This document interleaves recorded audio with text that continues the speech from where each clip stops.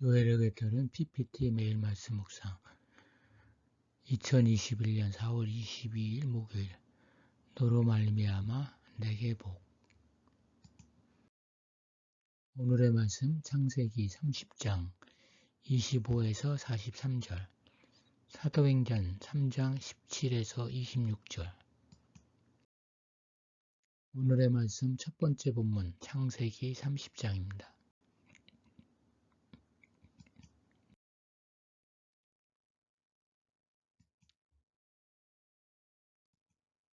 야곱은 14년 동안 라반을 위해서 일했습니다. 그는 삼촌 라반에게 착취를 당했다는 생각이 들어 품삯을 요구합니다. 착취는 자본가나 지주 등이 근로자나 농민이 제공한 노동의 가치만큼 보수를 지급하지 않고 그 이익의 대부분을 차지하는 일을 가리킵니다. 착취는 개인들 사이의 약탈이나 노략질 등과는 다릅니다.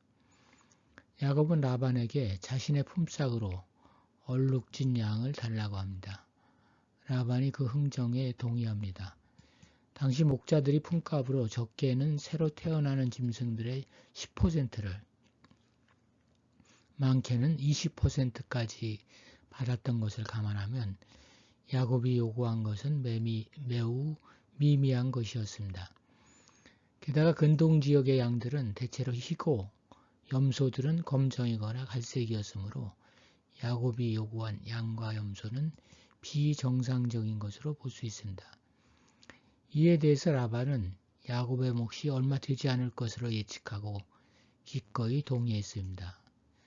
라반은 야곱의 요청을 들어주겠다고 약속해놓고 바로 그날로 비정상적인 모양의 양과 순염소를 골라내어 자기 아들들에게 주었습니다. 그리고 야곱의 양과 섞이는 것을 막기 위해 야곱이 치는 양떼가 있는 곳에서 사흘 길을 가야 할 만큼 멀리 보냈습니다. 협상에 따라 흰색의 양과 염소만을 치게 된 야곱은 양과 염소의 교미와 출산에 영향을 주기 위해 버드나무 등의 껍질에 흰 줄을 내서 물구유에 세워놓았습니다. 야곱은 이러한 방법으로 흰색과 검은색의 양과 염소에서 무늬가 있는 새끼가 나오도록 하는 데 성공합니다. 이는 오랫동안 짐승을 키워온 야곱이 경험으로부터 배운 것으로 볼 수 있지만 야곱 자신은 이러한 방법을 알게 해주신 분이 하나님이라고 밝힙니다. 야곱이 어떤 방법으로 짐승들을 늘릴 수 있었는지는 중요하지 않습니다. 중요한 것은 여호와께서 야곱과 함께 하셨기 때문에 그가 어떤 방법을 써서 부를 쌓으려 했어도 그대로 되었을 것이라는 점입니다. 야곱의 일이 모두 잘 되어간다 해서 하나님께서 야곱이 취하는 행동에 전적으로 동조했다고 생각하는 것은 오해입니다. 하나님은 당신의 구원 계획을 이루기 위해 행동하십니다. 그것이 현상적으로는 야곱을 축복하는 것으로 보일 수도 있습니다. 야곱에게서 보듯이 사람은 미래를 안정적으로 확보하고자 합니다. 미래를 자기들의 손에 넣고자 합니다. 그러나 어느 누구도 자기들의 미래를 자기들이 원하는 방식으로 소유하지 못합니다. 야곱을 착취하는 라반도, 라반을 속이는 야곱도 그렇게 하지는 못합니다. 야곱 이야기는 진행형입니다. 우리나라만 해도 페미니즘, 계층 간의 갈등, 빈부 문제, 진보와 보수의 갈등, 통일 문제, 환경 문제, 인구 문제, 실업 문제, 주택 문제 등 선취적으로 해결되었으면 하는 문제들은 얼마나 많습니까? 닥쳐올 미래는 우리에게 희망과 두려움이 뒤섞인 듯한 느낌을 줍니다. 거기서 평안한 느낌을 찾는 것은 불가능합니다. 야곱 이야기는 이 미래에 대해 난해하면서도 확실한 의미를 전달합니다. 한편으로는 역사는 하나님께서 우리에게 주시는 놀라움이 있기에 기대할 수 있습니다. 그러나 다른 한편으로 미래는 하나님께서 약속하신 방식으로 정형화될 것입니다. 인간의 어떠한 계획이나 방법도 그 확실한 미래를 막지 못합니다. 기껏해야 그것을 지연시킬 수 있을 뿐입니다. 하나님의 역사에 어떻게 편승하는가가 우리의 문제입니다. 오늘의 말씀 두 번째 본문 사도행전 3장입니다. 하나님께서는 왜 메시아를 보내시는 걸까요? 우리를 구원하시기 위해서입니다.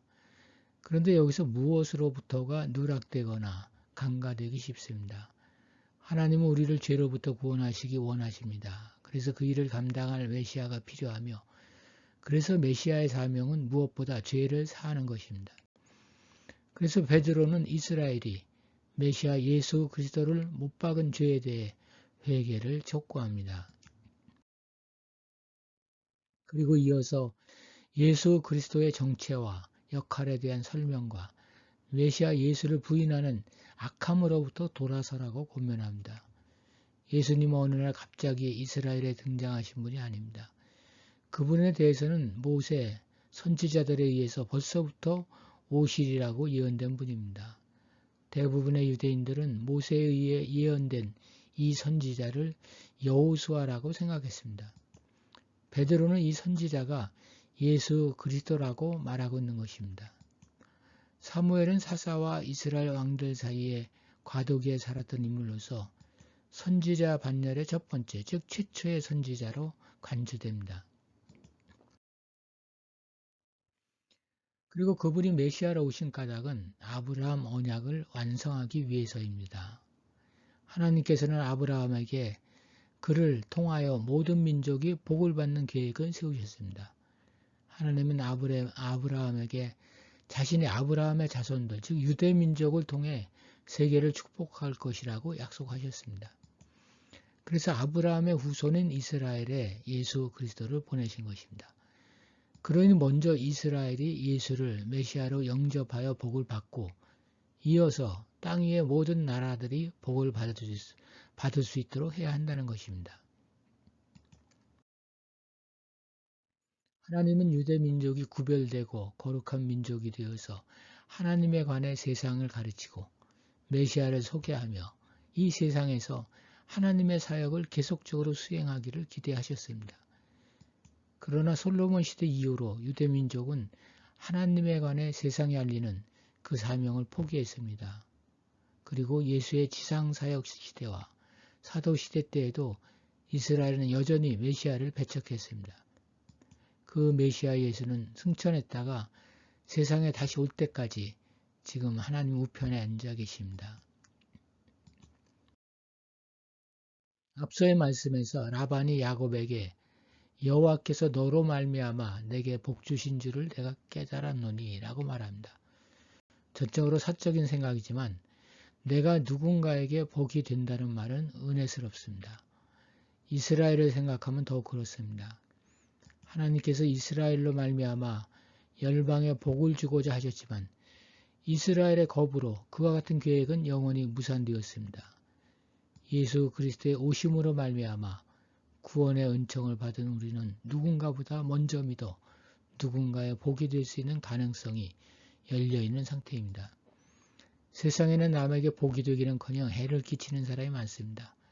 그런데 우리의 경우는 그렇지 않아야 합니다. 우리가 예수 그리스도를 먼저 믿게 된 것은 우리로 말미암아 누군가의 복이 되기 위해서입니다. 누군가가 당신으로 말미암아 내가 복을 받았다라는 말을 듣는 사람은 진정 복된 사람일 것입니다.